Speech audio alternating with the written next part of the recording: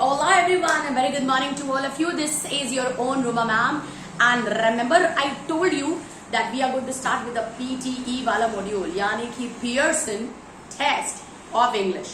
लेकिन इसके पहले कि मैं आपको ये बताऊं कि इसके मॉड्यूल्स क्या हैं and how to prepare for it and what is the धांसू वाला mistake that you people are doing, पहले ये तो समझ लें कि पियर्सन की लाइक इस एग्जाम की कुंडली क्या है, why are they having it, कौन अप्लाई कर सकता है, जेब कितनी गर्म होनी चाहिए इसकी फीस देने के लिए, how many times can we appear for it, क्या like can we appear for the always, और इस पियर्सन टेस्ट के फायदे क्या हैं, इसकी जरूरत क्या है and where is it going to lead us, यानी ये हमें लेके कहां जाएगा.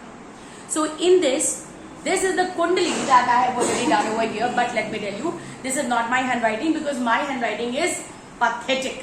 So I took the help of one of my friends. His name is Pratik Tripathi. He helped me to write it everything, but हाँ, he is very bad at spellings. तो फिलहाल इन सब बातों को दूर में रखते हैं, क्योंकि जब हमारी वीडियोस होंगे तो मैं उनकी और ज्यादा तारीफ और बेइज्जती टाइम टू टाइम करती रहूंगी. So now let's see. अभी के लिए फिलहाल This is how it is. अब मैं आपको बताना शुरू कर रही हूँ. And immediately after this, the videos which I will be uploading is going to start with the first one. Like, let's begin. How? Here it goes. 3, 2, 1, and. Now let's see. The exam is PTE, which stands for Pearson Test of English. That means it is something which you need to. Juda, you need to have my marker. I'll take the red color. ताकि थोड़ा अलग से दिखाई दे. Pearson test of English, जैसा कि नाम suggest करता है, ये क्लैरिफाई करता है कि आपके अंग्रेजी का लेवल क्या है. What is the level of your English. So I am translating myself so that the people those who are not very comfortable with English और द बाइलिंगुअल वो समझ पाए इस बात को. यानी पियर्सन टेस्ट ऑफ इंग्लिश से ये पता चलता है कि आपके अंग्रेजी का लेवल क्या है. इसी लेवल के आधार पे, based on this level, you people get the scores. आपको स्कोर्स दिए जाते हैं, राइट, और वो स्कोर्स आपको पहुंचाते हैं इन देशों तक, राइट. और इन देशों में पहुंचने की वजह क्या होती है? वजह होती है दो, प्रोमिनेंट दो वजह है हमारी. पहली वजह है एकेडमिक्स. एकेडमिक्स मतलब पढ़ाई लिखाई के लिए. दूसरी वजह होती है जॉब जमाने के लिए, कमाना दमाना भी है, राइट. और कई बार तो ये भी हो सकता है कि हाँ नहीं पढ़ना तो है ही है, लेकिन अगर बीच बीच में काम हो चलता रहे तो कोई दिक्कत की बात थोड़े है, पॉकेट मनी किसको काट रही है, ऐसा वाला भी सीन हो सकता है. तो let's see from the beginning. Pearson test of English which test your English, the level of your English. Next is let's see what kind of modules do we get. IELTS के साथ साथ जैसे IELTS में module होता है, वैसे हमारे PTE में भी मॉड्यूल होता है. We have reading, writing, speaking and listening. और जैसा कि नाम सजेस्ट कर रहा है, रीडिंग मतलब आपको पढ़ना है, राइटिंग मतलब आपने लिखना है, स्पीकिंग मतलब आपने अंग्रेजी में बोलना है. हाँ, आप में से कईयों के तोते ऐसे फड़फड़ाएंगे, अरे मैम यहाँ तक तो चल जाता है, कलम काम कर लेती है, but speaking, oh yes, but for that also let me tell you, for the speaking part and rest of the parts, I will be bringing the things to you. But in the case if there is somebody who wants to join my personal classes, जहाँ पे आपको लगता है कि नहीं ma'am यहाँ से तो हमें पूरी मदद मिल ही रही है, you are too good, I know, thank you so much, लेकिन इसके बावजूद भी मैम अगर आप पर्सनल गाइडेंस देते हैं, आपसे अगर क्लास मिल जाए तो बहुत अच्छा है. So for that you can contact me and the number I'll be giving you later by the end of the video. So now speaking और उसके बाद listening यानी सुनना.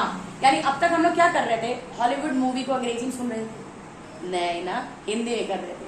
जब आ रही थी तब जा रहे थे ना, जब वो थैनोस कह रहा था मैं दुनिया मिटा दूंगा, तब हम देख रहे थे ना. पियर्सन टेस्ट ऐसे वालों को ले ही नहीं रहा है. आपकी लिसनिंग की एबिलिटी होनी चाहिए, और लिसनिंग में भी अलग अलग पड़ाव हैं इनके. पीटीई माना जाता है आईएलटीएस से थोड़ा सस्ता है. सस्ता एज इन समझना आसान है, आपके पॉकेट में है, और क्लैरिफाई करने के चांसेस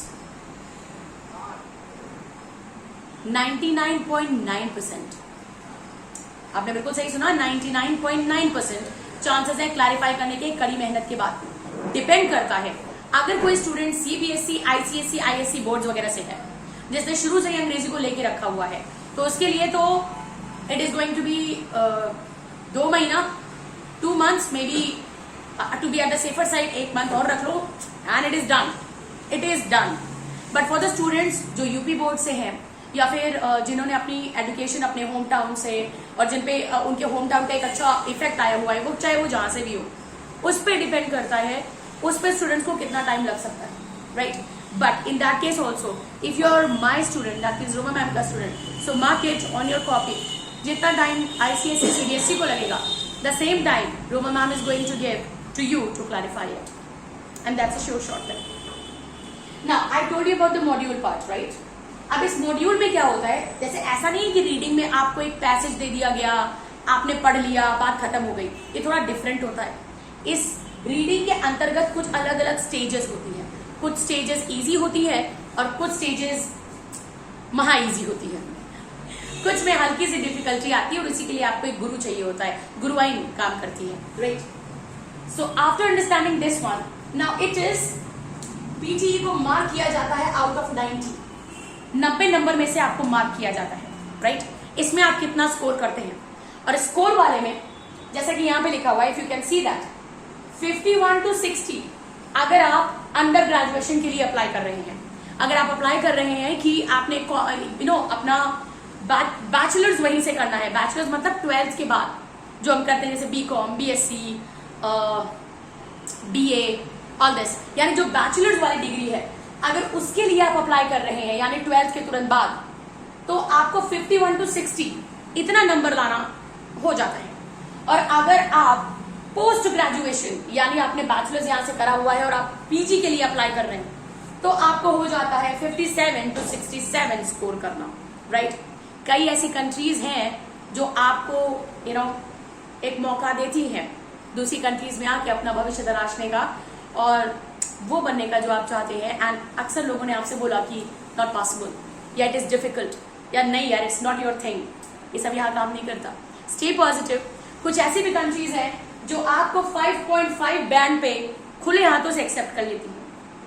5.5 का मतलब बेसिकली हो जा रहा है कि अगर आपने 42 स्कोर कर लिया, 45 स्कोर कर लिया, यानी विद इन 50 भी अगर आपने स्कोर कर लिया, so there are few countries जो आपको बुला लेंगी अपने पास. That is going to be France, Australia, Canada, the UK, USA, New Zealand and Ireland. Ireland the beautiful one. If you are not looking for it, अपनी list में डालिए इसको. Got it? Okay. Now let's see. The countries as I have written over there, ये preferred countries होती हैं. France, Spain, Saudi Arabia, Sweden, Greece, Netherlands, Singapore, Canada, Australia, the UK, the US, New Zealand, the UAE and Ireland. ये वो countries हैं जहां पे PTE के बाद आप अपना भविष्य तराश कर सकते हैं. और इसमें कौन सी कंट्री कितना कर रही है, that I have told you, right? 90 में से इतने नंबर लाने पड़ेंगे आपको अगर आप ग्रेजुएशन करना चाहते हैं. आपको 90 में से इतने लाने पड़ेंगे अगर आप पीजी करना चाहते हैं, राइट? और ये कंट्रीज वो हैं जो आपको खुले हाथों ऐसे भी ले लेती है. नाउ द पॉइंट इज, एक जो मुद्दा यहाँ पे निकल के आता है वो ये आता है कि कौन कौन से लोग उसको करते हैं. जैसे मैंने आपको शुरुआत में बताया, it is done for basically 3 reasons. Academic, जैसा कि नाम सजेस्ट कर रहा है, it is going to be based on the study purpose. आपका बैचलर्स, आपका पीजी, इसके लिए. दूसरा आता है that is going to be general. General basically means वो लोग जिन्हें वहां जाके कमाना है, पढ़ते रहेंगे कमाते रहेंगे, पढ़ते रहेंगे कमाते रहेंगे, ऐसा वाला कुछ करके, जहां पे ऐसा नहीं कि पढ़ाई को वरीयता दी जा रही है. The significance is not given to the studies only, it goes hand in hand, right? As I am the Libra, so it goes the balance way. And the next is called as home exam. Home exam का मतलब basically क्या होता है, ज्यादा student से पूछते हैं ma'am home exam क्या है. ऐसे स्टूडेंट जो यूके जाना चाहते हैं, जिनका टारगेट सिर्फ यूनाइटेड किंगडम्स है, राइट? लेकिन वहां पे होम एग्जाम का मतलब होता है that you are going to be there in their house and working. Are you getting? और यूके यानी ये होम एग्जाम इकलौता ऐसा एग्जाम होता है जहां पे आप पास या फेल होते हैं. बाकी एग्जाम आपको स्कोर करते हैं. पीटीई में कोई पास या फेल नहीं होता, कोई पास या फेल का कोई कॉन्सेप्ट नहीं है जब तक आप होम एग्जाम नहीं दे रहे हो, जो कि बहुत कम परसेंट में लोग देते हैं. People don't go. ज्यादातर हम जिनकी बात कर रहे हैं यानी 97% लोगों की जो हम बात कर रहे हैं, दे इधर गो फॉर पढ़ाई लिखाई, दैट इज एकेडमिक्स, या फिर पढ़ाई लिखाई के साथ जॉब जब पढ़ाई भी करते रहेंगे ताकि वहां कमाई हो सके. Those belong under the heading of general category, right? और दोनों ही एग्जामिनेशन में बहुत फर्क नहीं है. So I have clear this, I have clear you this. Okay, module का मैं आपको बता दूं मैंने नंबरिंग क्यों करी हुई है, क्योंकि the first is speaking, the second is writing, the third is reading and the last is listening. Listening में जितना सुनते हैं, the more you listen, the more you learn. और इसके लिए मैंने अक्सर सुना हुआ है, टीचर्स वगैरह कहते हैं कि हॉलीवुड मूवी देखो, सॉन्ग सुनो. लेकिन ये बताइए, अगर मान लीजिए मैं यूपी से हूँ, अपना यूपी जिंदाबाद टाइप से हूँ, ठीक, और अब मेरे को लग रहा है कि यार अंग्रेजी सीखनी है, तो ऑल ऑफ अ सडन मैं आरियाना ग्रैंड को मैं सुनना शुरू नहीं कर दूंगी। आरियाना ग्रैंड एक सिंगर है, बता दूं मैं अगर आपको नहीं पता तो। ये एक फीमेल सिंगर है, और इनको अगर मैं तुरंत सुनने लगूंगी तो हमारे घंटा को समझ में आएगा क्या बोल रही है, ये क्या गा रही है। फीलिंग तो बड़ी दूर की बात है, समझ में कुछ नहीं आ रहा। हो सकता है वीडियो देख के थोड़ा एंजॉय कर लें, लेकिन उसके नंबर नहीं है मेरी जान। तो उसमें करना क्या होगा, the best thing is going to be, आप डॉक्यूमेंट्री सुनिए, आप अपने फेवरेट स्टार्स के इंटरव्यूज सुनिए। इससे आपकी लिसनिंग एबिलिटी कमाल होने वाली है, क्योंकि यही से आ जाता है आपका पीटीई सेक्शन भी आ जाता है, क्योंकि वहां पे ज्यादातर लोगों की आपस में बातचीत, कम्युनिकेशन के ही ऑडियोज प्ले होते हैं, वहां पे कोई गाना प्ले नहीं होता। So see that you go into this वाला and I will be helping you more how to go with it जब हम उस मॉड्यूल तक पहुंचेंगे।